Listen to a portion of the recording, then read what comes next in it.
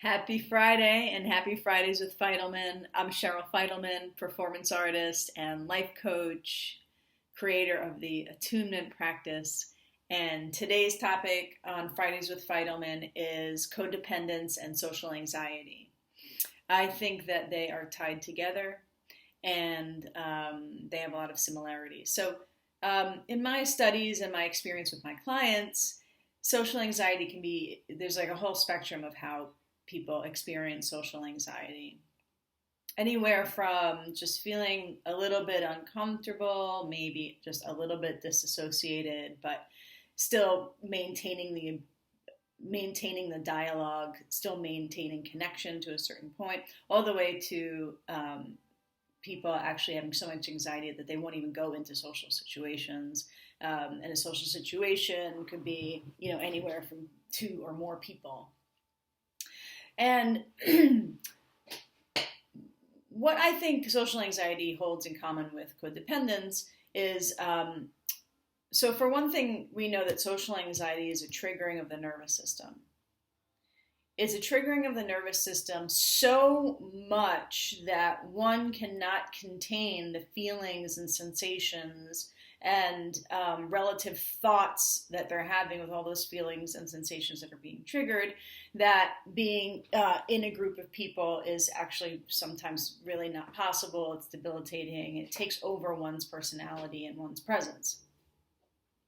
Now, there's a couple of reasons why I think that we can get triggered like that in social situations if we're codependent.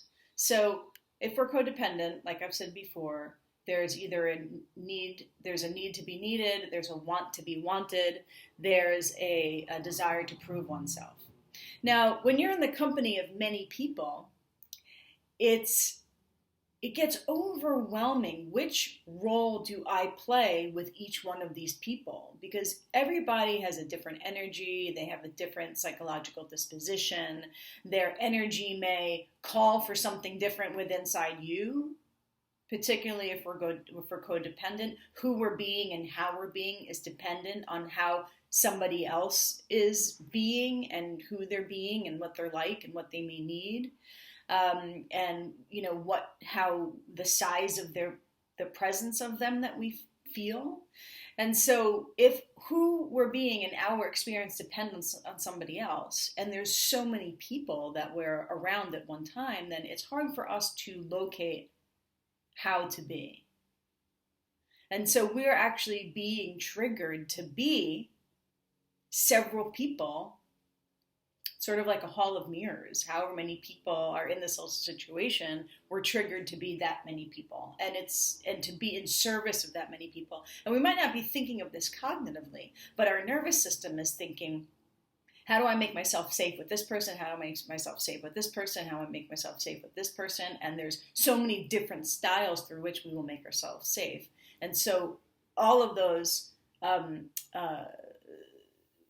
searching for the answer to that question inside of each person that we're around is completely overwhelming, because what our nervous system is constantly looking for is safety and protection. And so when we're codependent and we are in service of another, so much more in service to their existence than our own, it can occur as if a selfless act. But if we look deeper and sort of the darker underbelly of it is that we are in service of their existence so that we can put them in a position that has us feel safe. And they may actually never be in that position, right? So it's kind of an endless task, this codependence thing. And so when we're in a social situation, there would be just an exponential amount of work with each and every person in that situation to move them, to serve them, in order for them to be in a certain ways for us to feel safe. So we don't have a safe, comfort home already in our body. We're looking elsewhere. We're looking for somebody else to be in service of our safety. Because for most of us, when we were children, we were either not in a safe environment where there was abuse, where there was consistent trauma, where there was consistent anger being triggered, where we had to constantly protect ourselves because we didn't know when the next bout of anger was going to come. Or there were situations where there wasn't extreme abuse or trauma, but there was a narcissistic element to the parent where our experience was not validated. Our inner world was not validated. So we had to act a way that actually was not consistent with how we were feeling in order to survive in that situation. So when we're in a social situation and we're so used to acting some other way than what our inner world is telling us, than what our inner world is sensing, we multiply that by however many people are in the room. That we have to act a different way with each person in order to secure our safety with each person, and that becomes overwhelming. And that is, I think, for a lot of us, the basis of social anxiety. Now, in my practice, I train people to have a home in their body so that safety is actually not coming from an external source. That we bring safety. We actually are safety for ourselves.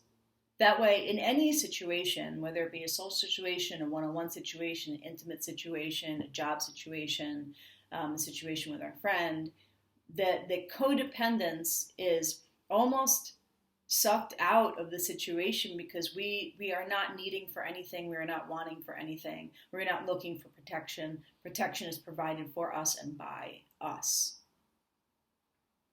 Now, also in a social situation, I think a key to comfort in a social situation is talking about it, because 9 times out of 10, wherever you go, everybody's feeling some level of social anxiety.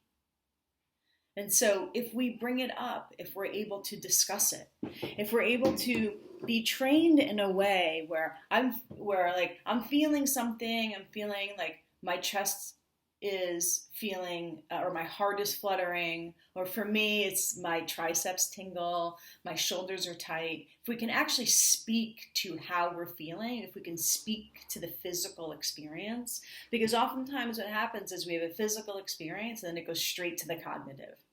And that's where the anxiety actually lives, in our minds. And so if we sort of break the train from feeling to thought, feeling to thought, feeling to thought, and we keep the feeling in our body, and all our brain's job is to notice the feeling, we can actually talk about it in a social situation, because more often than not, that will actually provide connection, because not everybody, but more people than not are feeling it on some level.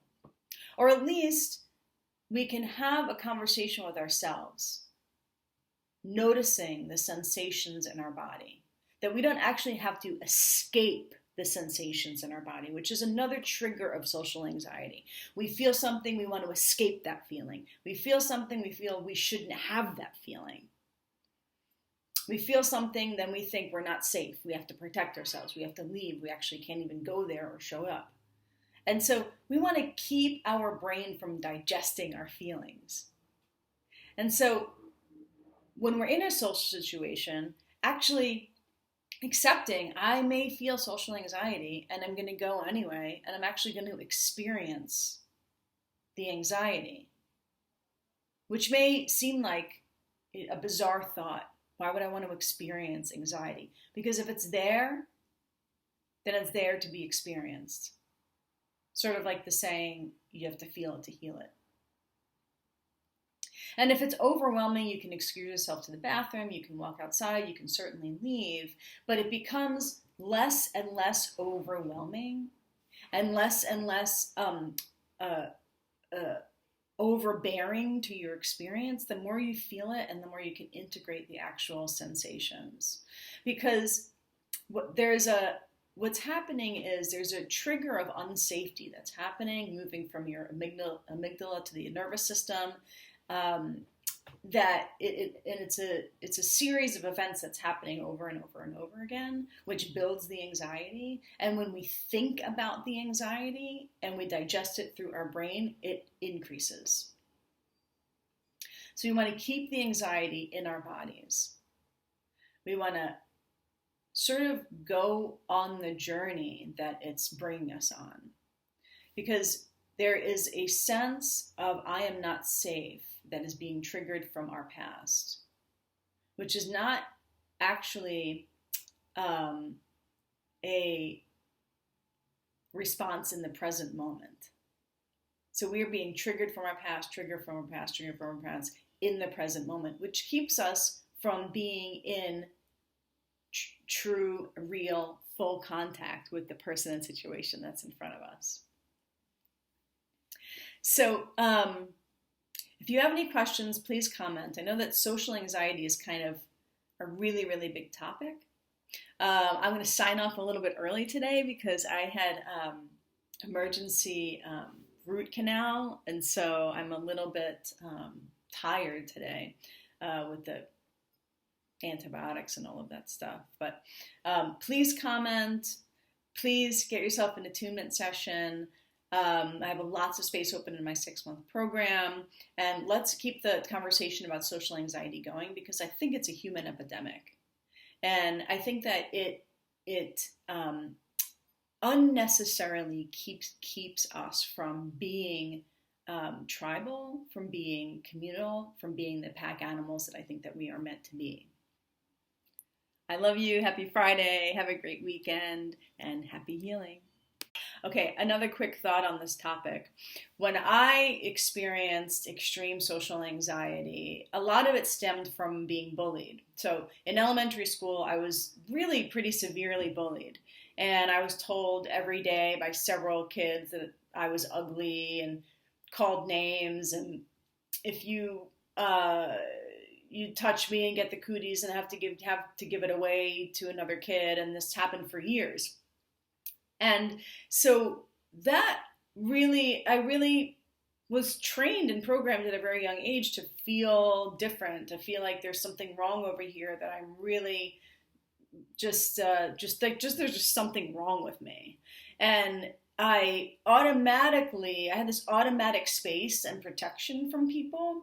And I remember as I was getting older, people would give me reflection like I was mysterious or I was aloof or I was played it cool, or I was inaccessible. And it was just a protective coating that I was putting between me and other people so that people couldn't bully me. And I wasn't thinking consciously that they were going to bully me. I just thought that I was the one to be bullied and I need to protect myself in this situation. And, it's an interesting phenomenon that to feel different and to feel bad or alien, and even those of us who haven't been bullied have that symptom. And I think it's part of the human condition, that piece of us that is our superego, that is constantly comparing, living in comparison, that and also if we come from a family where that wasn't safe and there wasn't a deep level of protection, and so we kind of felt alien from our family. And so I say that, and I think it's important to look at how many people live inside of this epidemic, have this symptom of feeling different and alien, and we all have that in common.